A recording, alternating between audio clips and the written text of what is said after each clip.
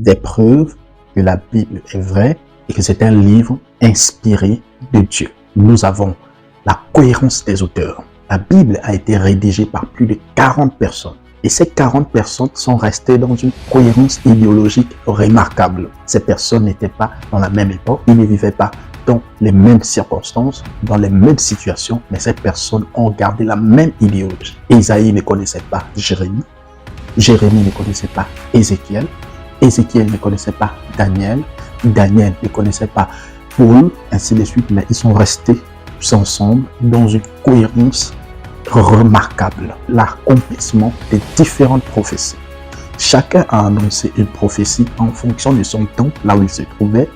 Par exemple, la prophétie sur le Christ.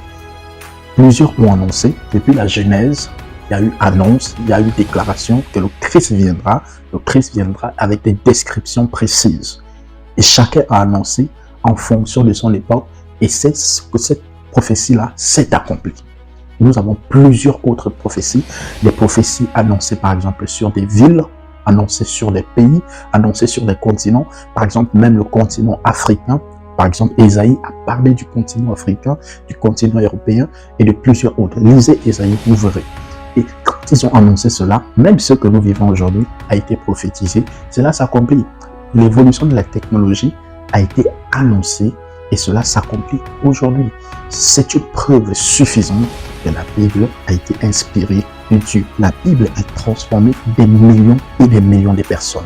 La Bible a transformé les gens sur le plan physique, sur le plan émotionnel, sur le plan spirituel, sur tous les plans. Peu importe ce dont tu veux connaître sur l'humain, la Bible en parle. Les différents aspects, le comportement, la manière d'être, les façons de réagir. Et ce qui est quand même remarquable à l'intérieur, c'est que la Bible ne cache pas les défauts et les fautes de ses héros. Dans la Bible, on a le cas de David. David, il a commis des fautes, il a pris la femme de quelqu'un d'autre. Et pourtant, la Bible en parle.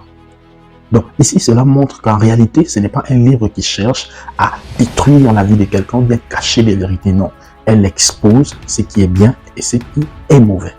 C'est pourquoi c'est un livre inspiré de Dieu. Sur le plan archéologique, on a la découverte de Jéricho, la découverte de telle dame qui est ici, qui prouve, qui démontre que le personnage David a réellement existé. Sa structure littéraire, elle est complexe, mais compréhensible à tous les niveaux de la société. Celui-là qui n'est pas assez instruit peut comprendre, celui qui est instruit peut comprendre, celui qui est hyper instruit peut comprendre. Donc, cela a été fait et cela ne peut pas être fait par des personnes qui n'ont pas été inspirées. Ce qu'il faut savoir dans tout ça, la Bible, elle est vraie parce que scientifiquement, elle est prouvée. Historiquement, elle est prouvée. Géographiquement, elle est prouvée. Littérairement, elle est prouvée. Peu importe le plan, là vous allez toucher, elle est prouvée. Sur le plan juridique, elle est prouvée. Le monde entier, aujourd'hui, est régi par les textes bibliques. Que les gens l'adoptent directement ou indirectement, dedans, les gens piochent. Même les pays asiatiques, qui sont des pays compliqués, ces pays-là piochent à l'intérieur de la Bible. Si ce n'était pas un livre vrai, pourquoi aller piocher à l'intérieur? Même si tout ce qui est dit n'arrange pas tout le monde. Mais il faut reconnaître l'autorité, la véracité. Les personnes se sont levées pour combattre cela, mais non plus. S'ils n'ont pas pu, ça continue. Parce que c'est véritable. C'est Dieu qui a utilisé tous ces hommes-là pour pouvoir écrire. Et écrire, c'est sous l'inspiration. Ils ont écrit sous l'inspiration. Est-ce à dire que dans les textes, on ne peut pas retrouver certaines incohérences par rapport aux dates, par rapport aux lieux, par rapport aux différentes déclarations? Si, on peut trouver. Parce que ce sont des auteurs différents, mais qui disent la même chose.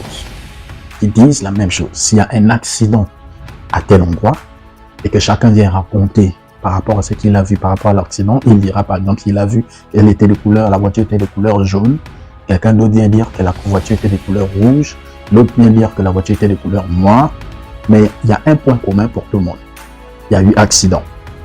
Certains peuvent raconter que Jésus s'est retrouvé à X endroit, l'autre à Y endroit, ainsi de suite. Par exemple, si on prend le cas des évangiles, dans les 4 évangiles, il y a souvent une certaine incohérence par rapport au lieu, par rapport aux paroles déclarées, et ainsi de suite. Certains utilisent cela comme argument pour essayer de discréditer. Mais non.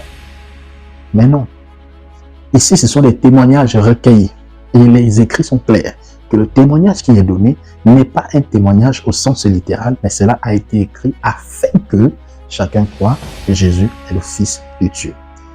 On n'a pas dit mot pour mot que c'est Jésus qui a écrit, que voici ce qui s'est passé, et après il a changé les versions. Si c'est Jésus qui avait écrit, et après il a changé les versions, ça devait être autre chose. Mais puisque c'est pas lui qui a écrit, ce sont des témoins. Et ces témoins-là ne racontent pas la même chose. Et c'est le fait même qu'ils ne racontent pas la même chose qui est véritable, qui rend le texte et le récit réel et vrai.